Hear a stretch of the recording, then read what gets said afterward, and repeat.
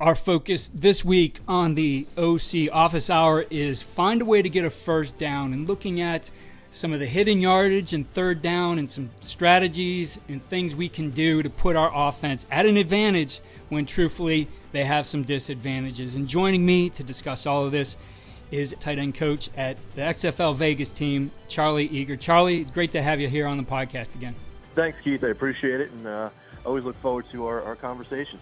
So, Coach, this is one I think that teams go through, some of them for a season or several, some of them for a game. I was mentioning to you before we started, right, that we had to adopt some of the strategies we're going to talk about here when I was at BW and we play Mount Union, a team that just had some superior talents. But there's a lot of things when you look at this and finding a way to get a first down that I think if we're caught in this is the traditional way to do it, we miss some opportunities, we miss hidden yardage that maybe don't win on a particular series, but over the course of the game can actually set us up to be in a position to win when the game's on the line.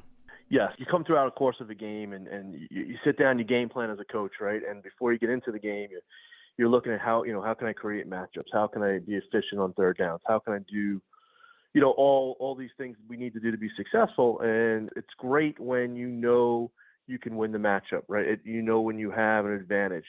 But when you don't have the advantage, when you might have a young offensive line, you might have a younger quarterback, you might have a new group of guys that come together, there's going to be situations and times where you don't match up, and you have to find a way to convert. You have to find a way to stay competitive. You have to find a way to move the ball, but you also got to find a way to protect your quarterback, right? So I think as you look at football as a whole, it doesn't really matter what level you're at, right? So, I've been blessed. I've been coaching Division III, Division II, FCS, and had a chance to coach in the Canadian Football League. So at every level, these issues don't change, right? They show up everywhere, whether you're a high school coach or not. And you kind of got to have some sort of plan of how do we continue to make this look like football? As a guy I used to work for, I used to say all the time, you got to continue to make it look like football. So as I'm watching the games this weekend and, you're going through starting on Thursday and you're going through the whole weekend, you find some interesting scenarios. You get some teams that are really struggling to move the chains on third down, more so because of a matchup issue. It's not play calling. It's not having the right personnel on the field, but it's how do you find a way when your young tackle is just getting beat? He's struggling to protect. They have two pass rushers. You got an inside guy and an outside guy. Where do you pick your double? Like, how do you handle that matchup? Because it's causing lost yards. And one of the things you start to look at on third down, and I've definitely, as a coordinator, fallen into this trap where it's 3rd and 7, 3rd and 10, and you're trying to pick up these conversions, right? Oh, I got to get this first down. I got to call this intermediate route concept. I got to get the ball to the chains, right? You hear it all the time, announcers on TV saying, they got to get to the sticks. They got to get to the sticks. Well, sometimes you just don't have to get to the sticks. And I'm going to explain a little bit what I mean by that here is, on third downs, and let's say you got third and 6 or 3rd and 7 to go, and you've given up 3 or 4 sacks. You're struggling up front. Yes, you can chip protect. You can bring a tight end over to help to double a defensive end. But if you got interior issues, so you got to find a way to double the interior guy. You got to find a way to double the edge rusher. What happens to your pass concepts? Right now you're reduced to 2-man and concepts, and protecting doesn't become conducive to converting the first down. So you say, all right, well, now I'm going to max drop. So guys are looking to take a max drop with the 6-man protection on 3rd and 7s, 3rd and 8s, 3rd and 10s, right? Well, they still can't pick it up. So quarterbacks are taking hits. And now you're getting sacked, and it's an 8-yard loss, 9-yard loss, 10-yard loss. All right, and your quarterback's taking a shot. And the confidence of your offensive line is just starting to diminish, right? Mm-hmm. So I think the mindset has to become, well, how do we eliminate the hit on the quarterback, the morale of the offensive line, and finding a way to get that first down? And I think one of the first answers you have is you got to be able to run a screen, throw a quick game throw, be confident, even though it's 3rd and 8, let's say, right? And a quick game route, slant hitch, whatever the matchup you can create, a perimeter screen that you can create favorably that you've seen on film. but it's not going to be the sticks, as everybody likes to call it. Give them an opportunity to pick up 6 or 7 yards. Maybe they might be a yard short or 2 yards short, and you say, well, oh, but you're not converting, the third down conversion. But let's just think about this. If we can pick up on a 3rd and 8, right, we pick up six yards. So you go from 3rd and 8, you get 6, you short. So you get a 6-yard gain there. So if you take that 6-yard gain and he gets tackled, right, and you eliminate the sack, so that sack could have been 8 yards. So now you're talking about a 14-yard swing in terms of field position, and sometimes it's okay. Your punter can be a weapon, and now you can't live by that philosophy on every single 3rd down, but there's got to be a feel. As a coordinator, there's just been times when I've looked out like my tackle can't handle this guy. Our guard struggles here. How can I not put them in a bind, but to get the ball out of the quarterback's hands so he doesn't take another hit? Let's build the confidence in the O-line that it wasn't another sack and they're looking back to pick up their quarterback. Okay, and let's win the hidden yard battle. So if you look at a couple of the games that we've seen this weekend, and it started on Thursday night and it ran through Sunday, where there's 6 or 7 sacks in a game. Okay, if you can take 3 of those and use this principle of let's just get something back. Let's get that 6 or 7 yards. If the skill guy can break that tackle, which we pay him a lot of money to do, right? If you can do it, you got a chance, right? But if not, that 14 or 15 yard swing on 3 of those 3rd down calls, all right, you eliminated 3 hits on the quarterback, you eliminated confidence issues of the O-line, and now it's 45 yards of hidden yards on 3rd down by using your punter as a weapon. And I think that sometimes it's not always easy. I know as an offensive play caller, you want to be successful. You want to convert. You want to make the big play. You want that. That's in your nature. You're scheming to do that. That's your job. But sometimes clock management, hitting yards is just more important. You had Coach Jamie Alonso on a couple shows ago, and he talked about all situational football. And this is it. This is another version of that. But it's so important. And you don't think about it until the game's over. And then you start counting the yards and you say, well, that 15 yards. So instead of punting from my 30, now we're back and I'm punting from my 15-yard line. That's a difference on where the defense has to start. So we didn't convert, but we could help our defense and push them back. Sometimes when you're looking out there, we always want to be optimistic about being able to overcome the underdog, be the underdog that wins the battle. But sometimes we have to be the smart one. We have to just say, you know what? We're not winning this battle. Let's help the defense and play it again. Let's take the ball again. Yeah. A couple important points there, too. When you think about that type of strategy, one, you're taking a big picture approach. Instead of just saying, we've got to win this down to keep this series moving, you're looking at, all right, big picture, maintaining field position, maintaining the confidence of your players to do something as the game goes on. If you can get them to a position, if you're the underdog, get them to a position in the game where it's close and you have the opportunity to win. I mean, there's a lot of things that can happen in those situations to get you to the finish line and win the game, right? So it's the mentality of, preserving your opportunity to punt and maintain field position. But I think the other thing it does too, you think about that team who knows when they have you 3rd and long and they're pinning their ears back every time they get that situation.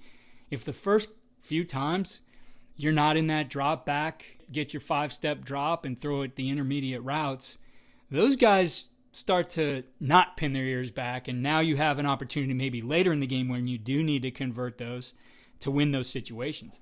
Oh, absolutely. Absolutely. It's imperative that you, like you said, you do that because you need to change the way the defense feels, right? And that's always, which is kind of going to lead me into the next thing we're talking about a little bit. And, how do you make them uncomfortable, right? How do we not allow them just to pin their ears back, And I think some of the answers that you've seen, and then if you watch the Bills, I mean, we all would love to have a Josh Allen because he gives you that huge advantage where you can run the quarterback. He's got the ability to throw the ball. He's got the ability to run the football. He's just a dynamic person back there. O-line's pretty good, so you're in the best of both worlds there, but not everybody has that. What do you do when your quarterback's not mobile? What do you do when that O-line maybe doesn't have the same cohesion that other O-lines might? There might be a bunch of free agents you brought together. They might be freshmen in college that have to play. They might be a young sophomore in high school that all of a sudden got bumped up to varsity. What do you do, when maybe you're not as talented or ready, I shouldn't say talented, but ready to play at those positions or have those skill sets necessary? I think one of the first things you need to do, if you look across the NFL, and I think one of the teams that does it phenomenal is the San Francisco 49ers, is you have to find a way to get your receivers involved in the run game.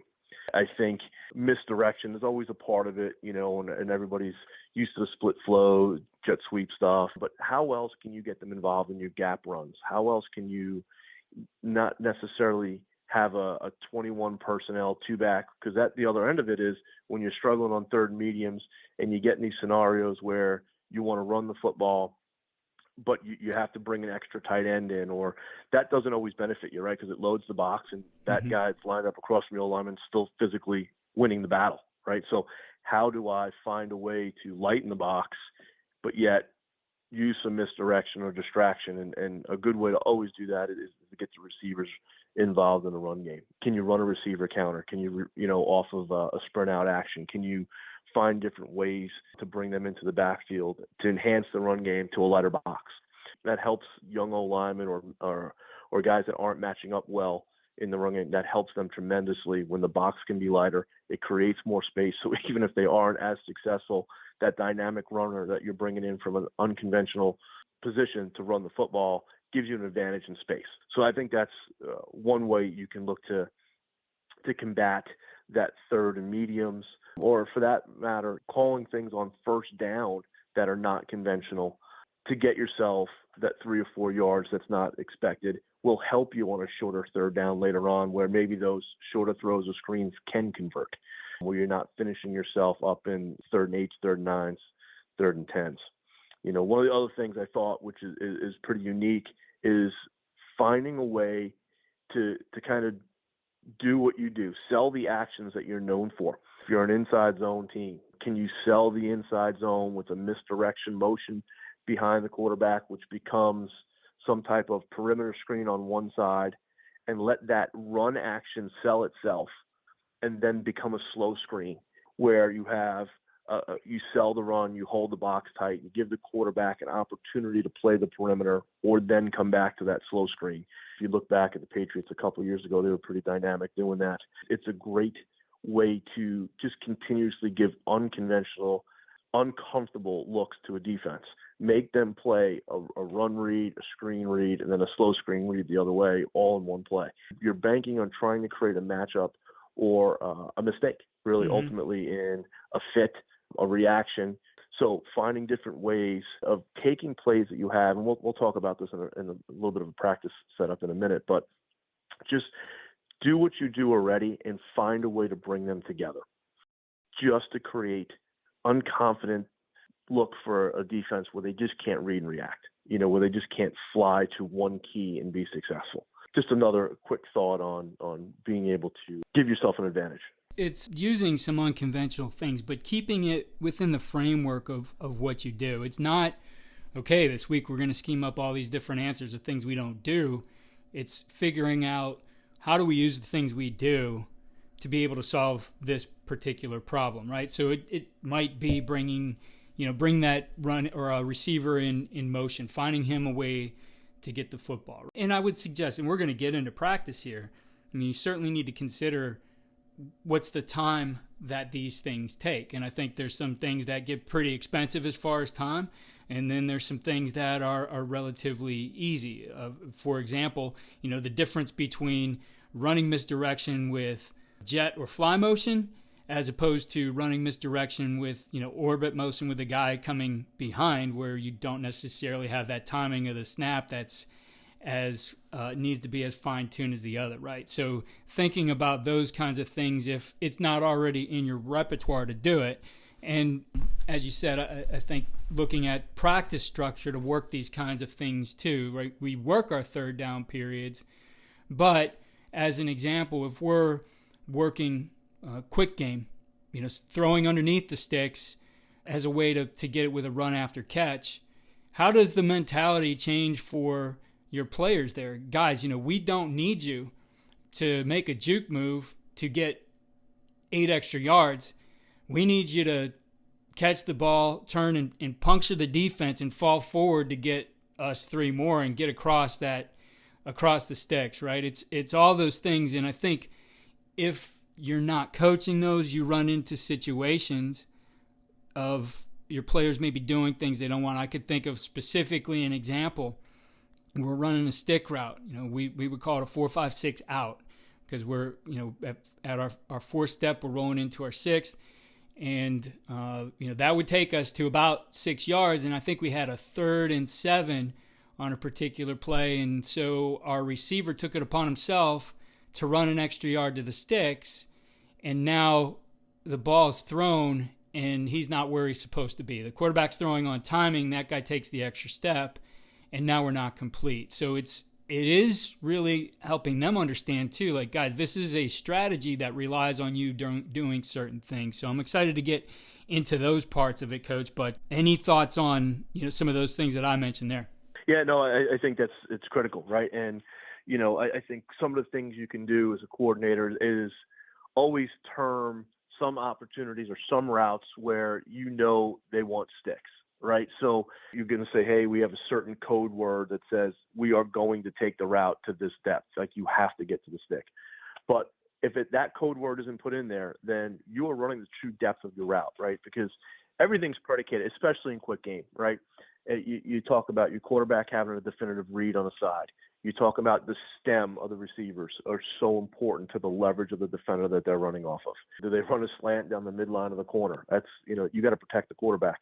So if you decide to change the depth of what you're running that route at, and your stem isn't where it needs to be, you're putting yourself in a situation for a pick or something, that's definitely not going to allow you to be successful. I think when you practice, you have to have your values and what's deemed perfect in your world and communicated with your players at all times, and it doesn't deviate from that based off of yardage or time left on the clock.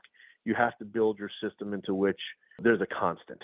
When you start getting variations of the constant for a specific route or timing of the throw of that route or the footwork of the quarterback gets disrupted, I think you're asking for problems. So I think it's real important that you go the other route. Just like you said, you run that stick route, and it might be the route itself might fall a yard short, but we can coach and get Coach Franklin on. I love his perfect drill. You look into the tuck, you tight turn, and you get vertical. You coach tight turn. You coach how to work and turn away from the defender. After you catch the football, feel the defender on your back. Coach the details of that route so that they have a chance to run through that. They have a chance to convert or let their true skill set from practice, repetitive practice, great repetitive, perfect practice prevail, right? So you don't have to deviate, because then, like, once, like you just said, if that route drifts a little bit, then the quarterback's footwork is off, and then the timing is off, the release is late. There's a whole world of a mess that's going to happen if you don't stay true to your constant. So one of the things, when you start talking about that, is not only can you run the things you do every day.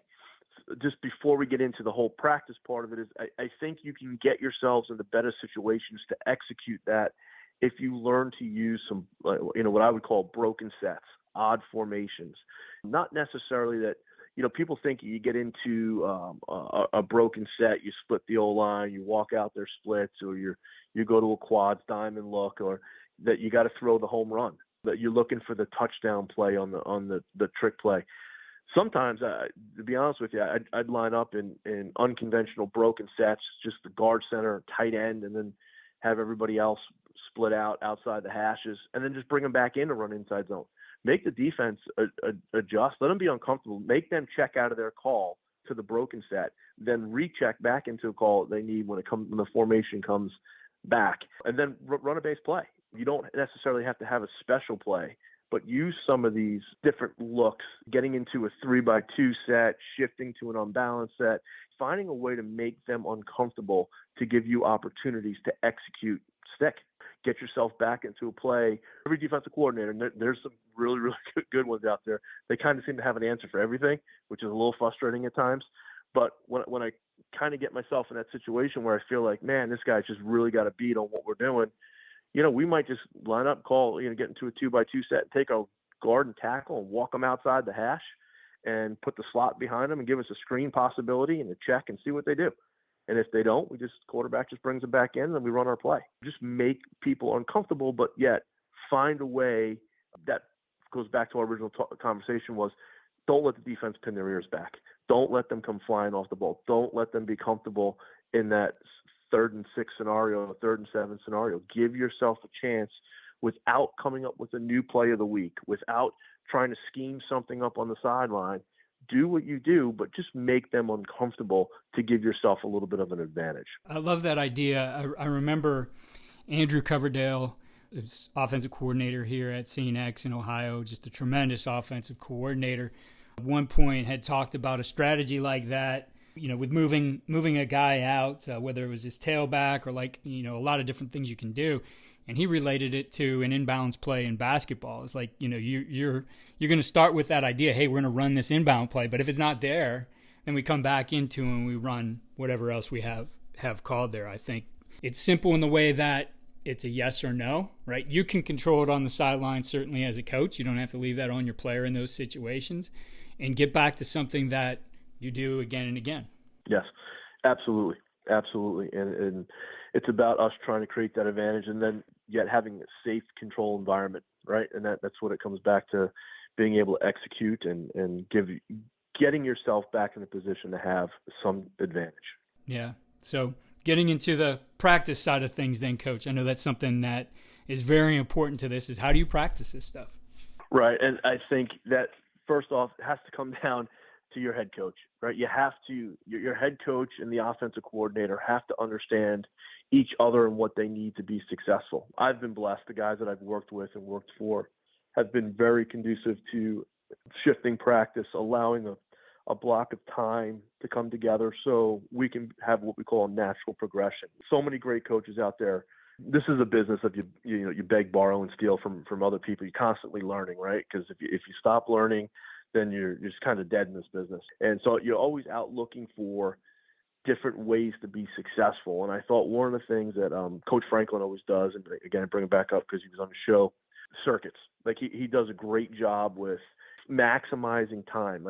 And it made me think, how do you get yourself into a 5-minute period where whether it's pat and go, where you can work on your actual skill, like your coaches can coach the details of what you're doing, or you get yourself into a scenario where I love a screen circuit that we've done, right? So a screen circuit gets us where we have literally O-line goes to the end zone.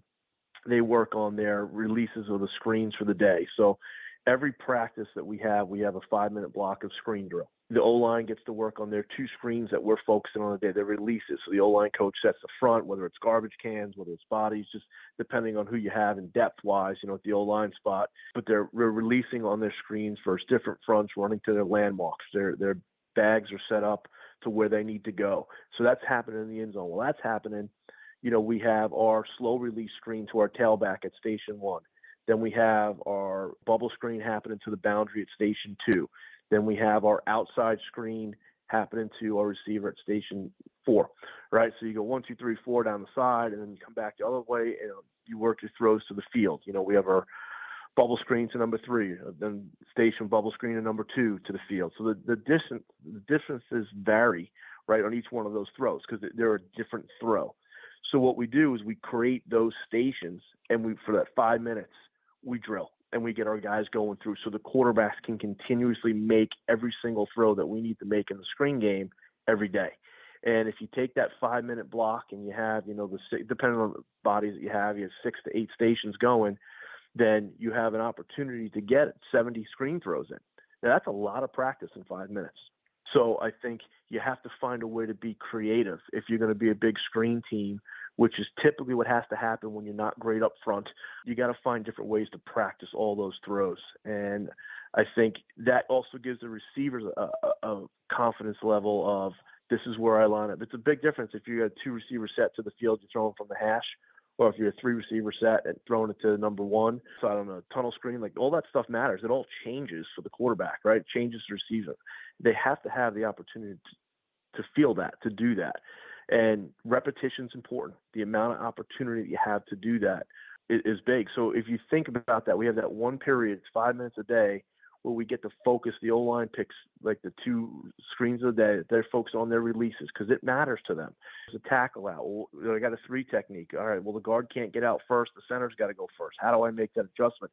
That all has to be practiced. One thing to throw it up on the board. It's another thing in real life to feel what happens if that 3 technique pirates. Well, then the guard's still first man out. Like, they have to have that opportunity to get out and execute in the circuit world, whether it's on screens or it's for pat and go, or you can take the skills of the day that you need and you can put them into a 5-minute period, and you block that period for the week. So some of the things we had looked at is we always block for the natural progression of the O-line first. And I think when you start talking about practice and you start talking about the success of the team and building confidence up front with a young group or group of guys coming together, is giving the O-line guy enough time to do his everyday drills, his single blocks, his combo blocks, then get into his half line. It's got to be a natural progression so they can work through the different looks that they're going to see, right? And as that's going on, how do you maximize your skills, right? So we would always go with our quarterbacks, receivers, tailbacks, getting through their first 10 minutes of Indy, doing their everyday drills that they need to do. And then as the O-line progresses into their half-line world where they're working on their skills that they need to perfect for the run game, that's where we still time to make our throws in the quick game. So every single day, we practiced our quick game throws every day. So we have our 3 quick game throws that we were looking at on day 1, day 2, and day 3. So we're covering all our throws every day, quarterbacks, receivers, so that they're constantly getting the feel, rhythm, timing, and reps of what we need to be successful. I think you can block the progression of the O-line so they can get what they need to get done, and then you can get through the skill throws of the quick game. And I think so many coaches, we overlook the value of repetitive throwing slant. And then we'll call the slant when we need it, and the stem isn't correct to the receiver. The timing's off for the quarterback. We don't understand. We're running double slants, and our inside receiver does not cancel the read key, right? He runs right at him, or he pushes too vertical, or he's more inside, doesn't open the window by the stem of the slant. All that stuff matters. And you got to have an opportunity and time to coach it. So we take a bunch of time. I say that, and we look at a 10-minute block of time every day that we become confident in all those throws, especially in the world of the RPOs today, right? So all those throws become part of the run game as well as they are just the traditional quick game throws. So I think that's super important, Keith. And then I think the one last thing that we do practice-wise is once we've gone through the natural progression for the O-line and they get into their pass pro work the same way, as they're working their pass pro work, our receivers and tailbacks and tight ends and quarterbacks come together and we work what we call concept teach. Okay, so we have our main concepts, past concepts that we run throughout the year, right? And we don't deviate from what we do. We install it, we take our time, we coach the details to it. Now we might make a tag from week to week, but we don't draw up new plays, right? So for us, it's very, very important that we create what we call the concept teach period, where we give the quarterback, the receivers, their half line look, and we go through a read, a 2 high look, a 1 high look, no high look first man. And then within those shells, we change the coverages up. So the guys get to rep that play over and over again against the different reactions that they can see. And day 1 might have these 4 concepts that we look at, right? And then day 2 has these 4, and then day 3 has those 4. So we have our 12 concepts that we're constantly drilling where there's a rotational read. So the quarterback's eyes are getting learned to train, okay, what's my shell? What's my reaction? And how everybody's supposed to react to that. We control the environment.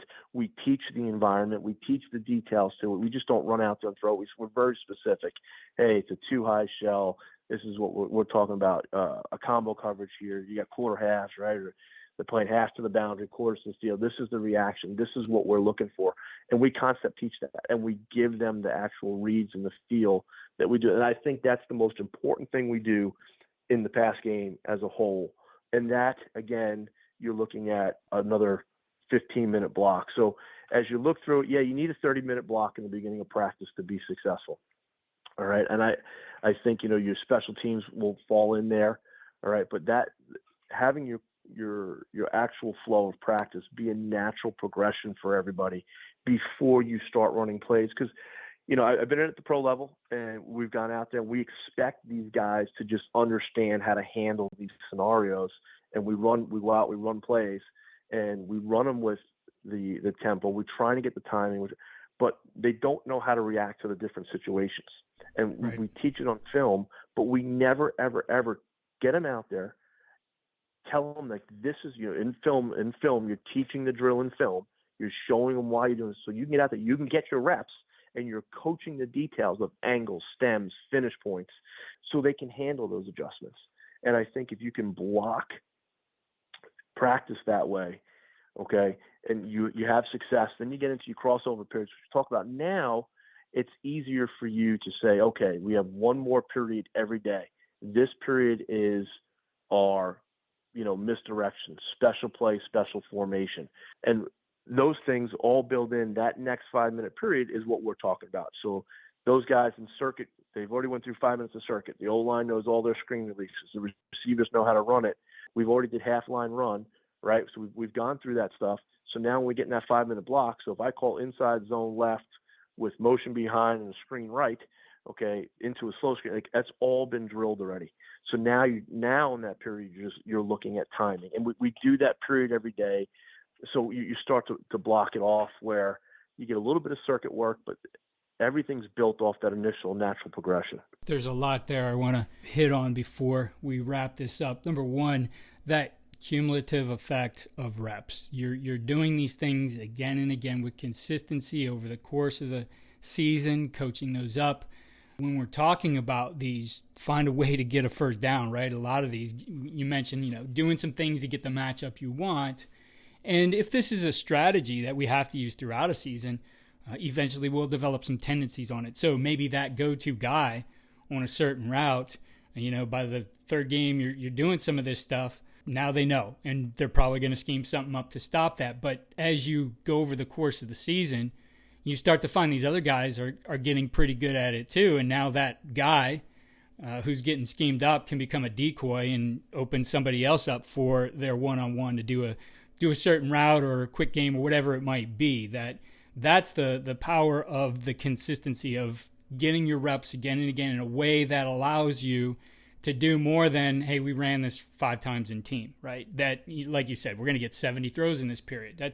Those are amazing reps. So, of course, everything has to be coached, and I'll put a link to Coach Franklin talking about perfect drill. I think it was a couple years ago, and just the detail when he's talking about perfect drill and how that's run, is a template for this is how you coach a certain drill.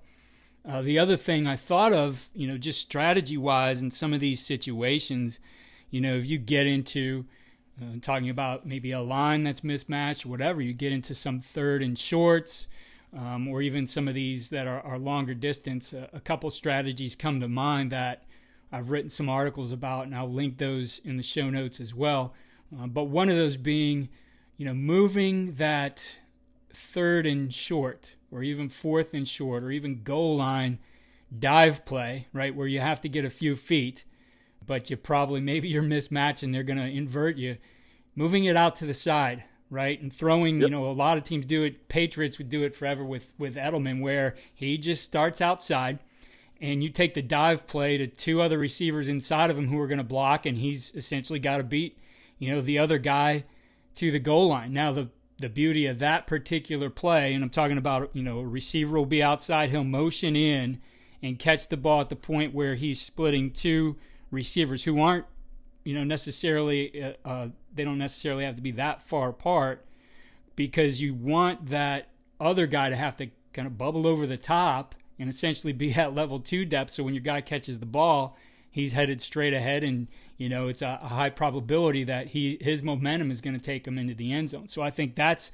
another way of looking at a short yardage strategy that takes maybe it's not going to be as efficient for you running that inside, right? Maybe in four times you might get that once, out there giving it to a certain guy where you've coached him up to catch the ball and get straight ahead and run that dive play on the outside, I think is a strategy that helps. The other one that comes to mind is I think the article I just titled a third down, no progression read, where you're running like a shallow screen, right? That guy's getting behind the line of scrimmage. There's no keys for a screen going because your line just protects. You have a good, quick, hot throw to this shallow runner who's going right down the line behind him. And then you get all these blocks out on the edge with your receivers. So it's one of those chances you're throwing the ball 0 yards downfield, maybe a -1 downfield, yet you're counting on the space that's being opened up by your receivers to allow him to get the first down. Now, you can't make a living on it all the time, but again, what are we talking about here? In your scenario, 3 of those 6 having a chance that we're not taking a loss and losing those hidden yards.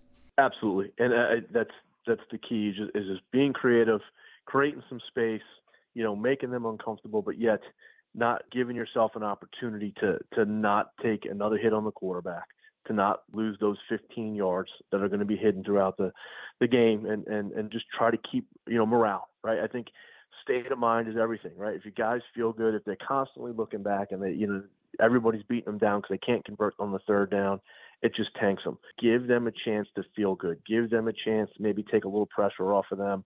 Let your skill guys touch the ball a little more. Sometimes the receivers are always willing to catch the ball on the perimeter, right?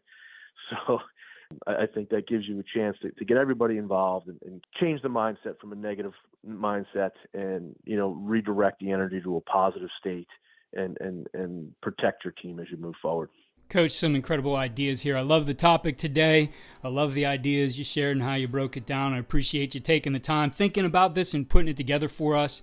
And certainly would love to have you back again on the podcast in the future to talk about some more ideas in this game. So again, thank you for your time and good luck to you as you head into your first XFL season. Thanks, Keith. I appreciate it. It was a pleasure.